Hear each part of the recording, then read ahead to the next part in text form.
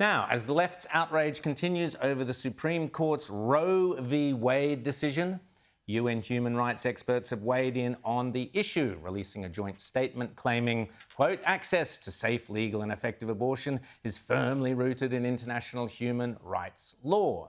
Even our good friend Tedros Ghebreyesus, or whatever his name is, the World Health Organization Director General, has condemned the action. Ironic, given the amount of human rights violations that occurred during the COVID pandemic under his watch. For more on this, we're joined by Director of Research at the Centre for Family and Human Rights, Rebecca Oss. Great to see you, Rebecca. How are you? I'm doing well. It's great to see you. Thank you for having me. Okay, well, after Roe v. Wade, tell us, what's happening in the States.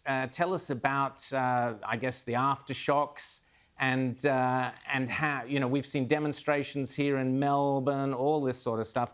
What's the reality of the Supreme Court decision? Well, just to issue a quick clarification, the Dobbs decision is the one that was just handed down, and one of the parts of it was that it overturned the 1973 Roe versus Wade decision, just to clarify that point.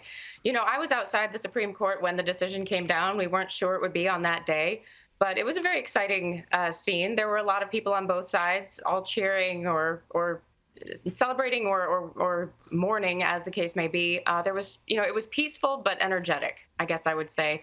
Of course, since then, we've seen a lot of protests. There's been a lot of questions about what happens now. And of course, what has happened is that the law that basically made abortion on demand the law of the land has been struck down, which means that the situation from state to state is going to be very different depending on what existing laws there are there.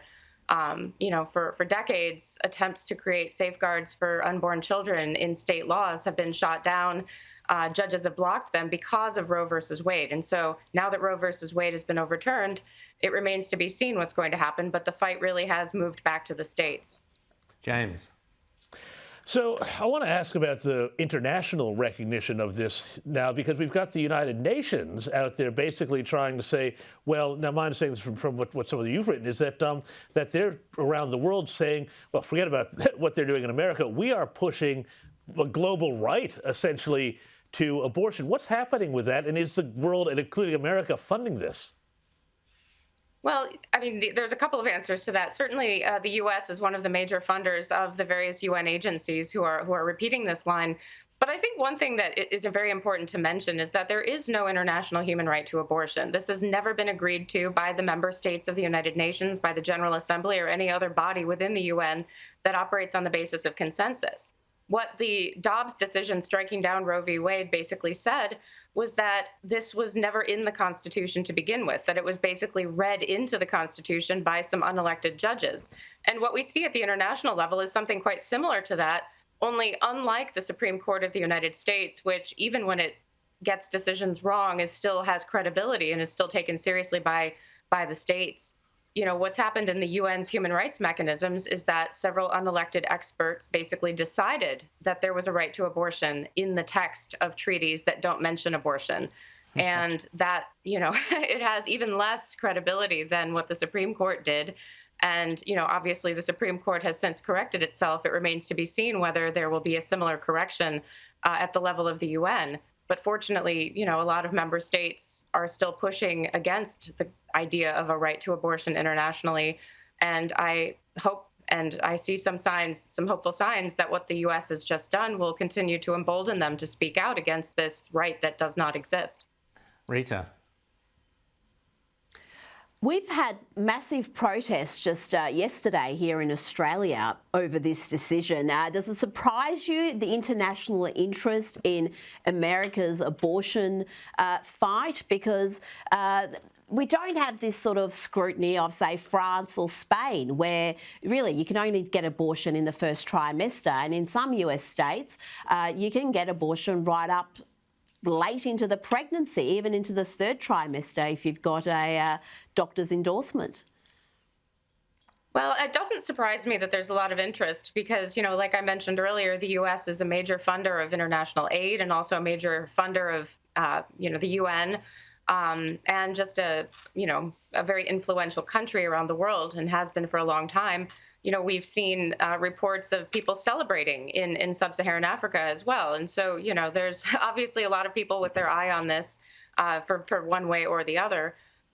Certainly, I think, there's a lot of attention to the U.S., especially at this moment, because what the people who are trying to claim there is a human right to abortion have been saying for a long time is that, look at these countries in Latin America who have all been liberalizing their laws, as if there's this sort of inexorable march of history that is only going in one direction. And what the U.S. is showing, and certainly other countries too, like Poland, for example, is that indeed this is not the case, and that there are countries willing to take a stand for the unborn.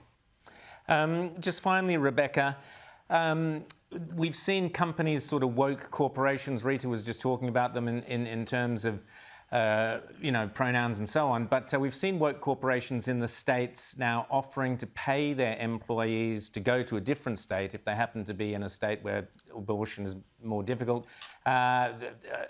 Companies are saying, oh, we'll finance your abortion, or we'll finance travelling you to wherever.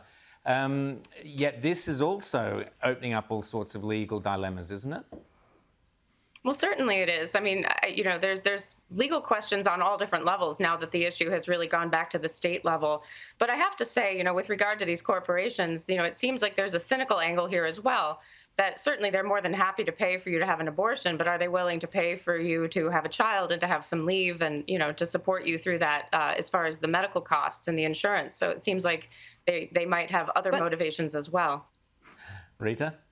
Rebecca, I know you feel strongly about this, but the majority of Americans, around 60%, are pro-choice for first trimester. The polling on this has been quite clear over a number of years.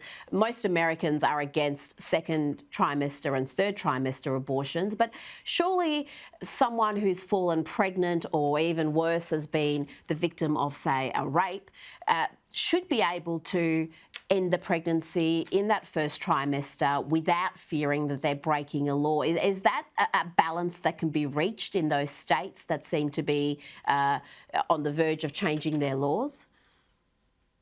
Well, I think we have to think about the question of why would one be pro-life at all, and the question of when does life begin and when does a person become a person? And that really is a deep philosophical question that certainly there are differences of opinion on, but it seems that if conception is not when life begins and when a person becomes a person, there's no clear point along the way where you could say that takes place. Otherwise, it seems very arbitrary.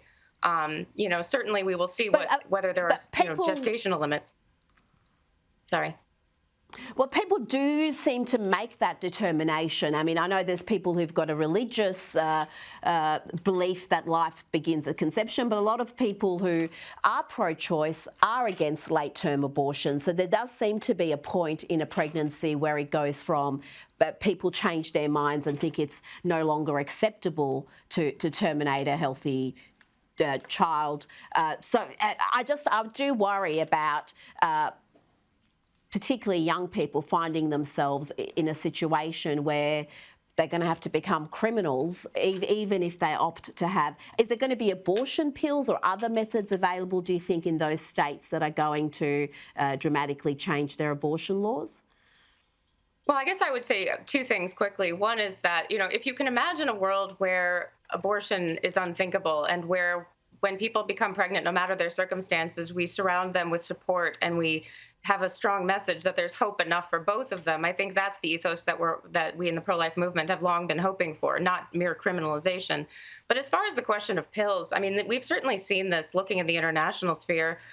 Certainly in Latin America, there's been, a great deal of sort of black market abortion pills.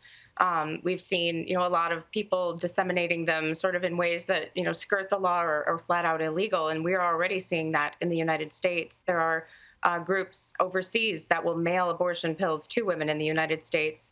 And of course, this opens up other concerns too of women being given these pills, for example, by, say a boyfriend, a husband, a father, an abuser of some kind. And we've seen cases both in the U.S. and elsewhere that have been prosecuted. So when you take it away from the medical establishment, there's other risks that come in as well. Rebecca Oas, thanks so much for talking to us here on Outsiders. Fascinating, and thanks for your insights there from America. Thank you so much.